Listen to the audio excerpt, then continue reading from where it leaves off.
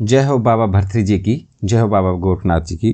प्रिय श्रोताओं, पिछली कथा में आपने पुरोचन गंधर्व का वर्णन सुना। अब उससे आगे की कथा, जैसा कि पिछली कथा में आप सुन चुके हैं, और हाँ, अगर आपने पिछली कथा नहीं सुनी है तो उसका लिंक मैं आपको इस वीडियो के डिस्क्रिप्शन में दे दूंगा। आप वहाँ से भी सुन सकते हैं, या मुझे कमेंट करके बताएं तो मैं अलग से आपको इसका लिंक दे दूंगा। जब सत्यवती ऋतुवंती होगी तो आप आकर मुझे बता देना। ये सुनकर कुम्हार को बड़ा हर्ष हुआ और सत्यवती को कुम्हार के मुख से अपने पति के वचन सुनकर अपूर्व आनंद हुआ। कुछ दिनों पश्चात सत्यवती ऋतुवंती हुई। ये सुनकर गंधर्वराज ने अपना गधे का रूप छोड़कर पुरोचन गंधर्व का रूप धारण कर लिया और जड़ाऊ अलंकार पहनकर जरी की पोशाक अपने शरीर पर धारण की। तब उसका चेहरा चंद्रमा के समान चमकने लगा, जिसे देखकर कुम्हार के आनंद का कोई ठिकाना न रहा। वह साक्षात देव दर्शन कर अपने को धन्य समझने लगा।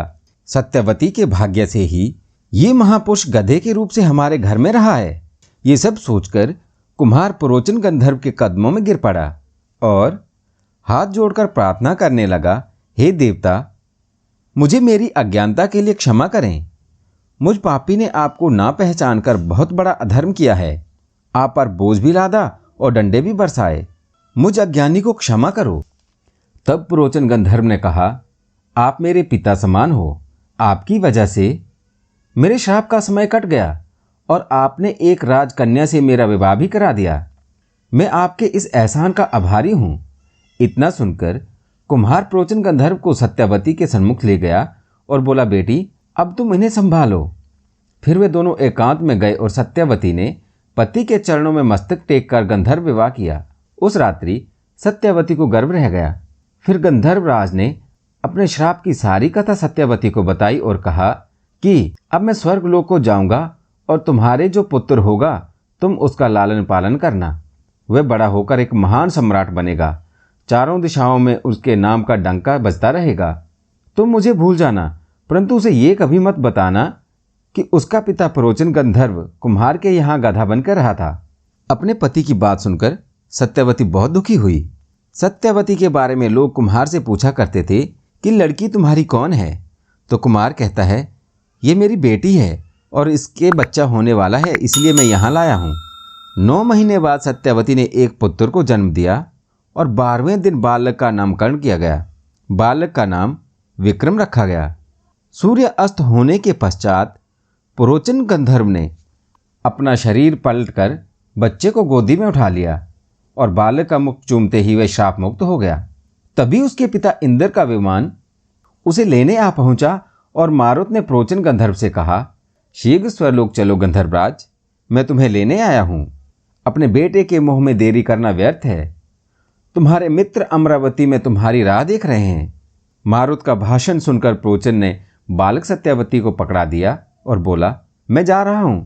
इस बालक को माता पिता का प्यार देना। तब वे आंखों से अश्रु बहाती हुई बोली, हे प्राणनाथ, आप हमें किसके सहारे छोड़कर जा रहे हैं?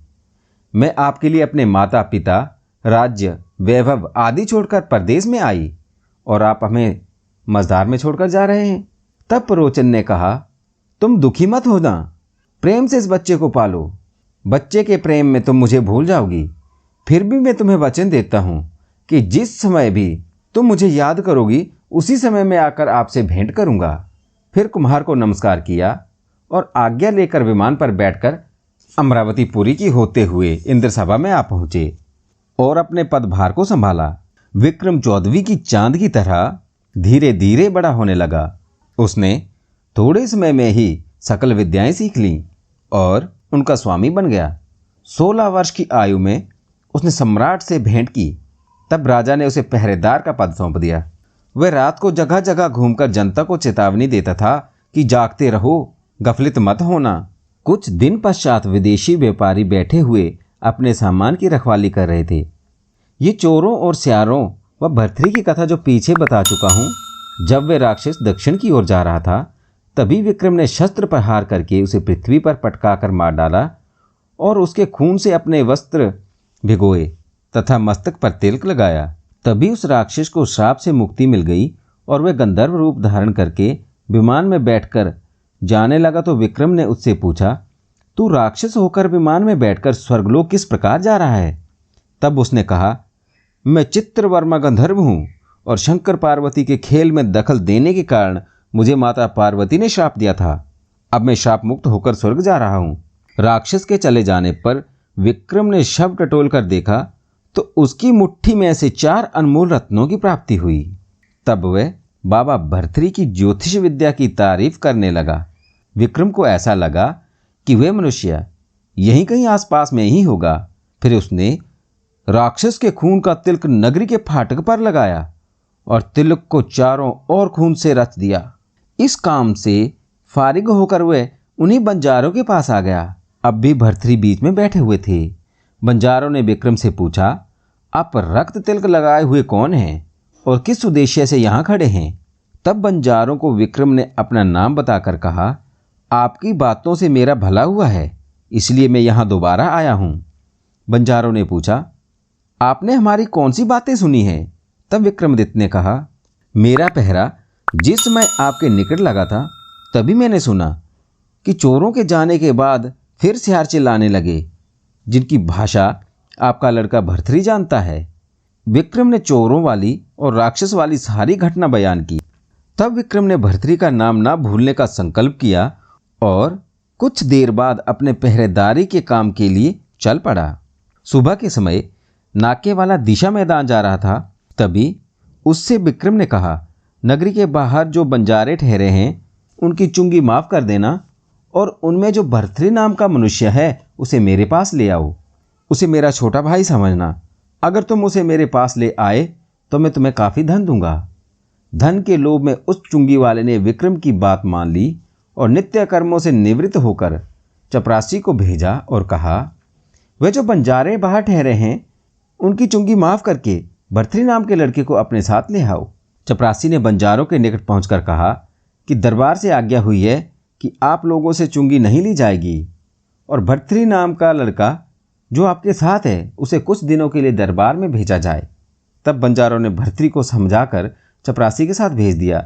जब वे चुंगी की चौकी पर पहुंचे तो विक्रम भी वहां आ पहुंचा और भर्तृ को गले लगाकर खूब सम्मान किया। तब मुंशी ने कहा, चुंगी का सरकारी पैसा और मेरा इनाम।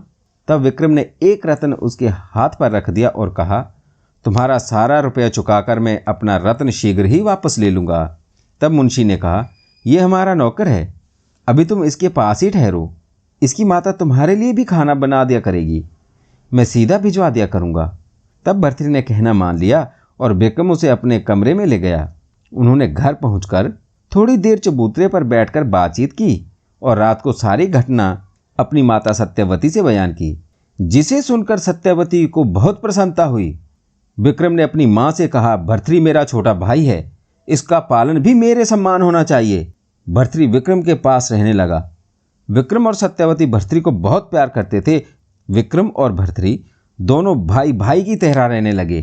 तो दोस्तों, इससे आगे की बहुत ही रोचक कथा आपको अगले भाग में बताऊंगा। जिन्होंने मेरा चैनल सब्सक्राइब नहीं किया है वो चैनल को जल्दी से सब्सक्राइब कर लें और वीडियो को लाइक करें, शेयर करें। जय भोलेनाथ, जय भोले शंकर, जय बाबा भर्तृ, जय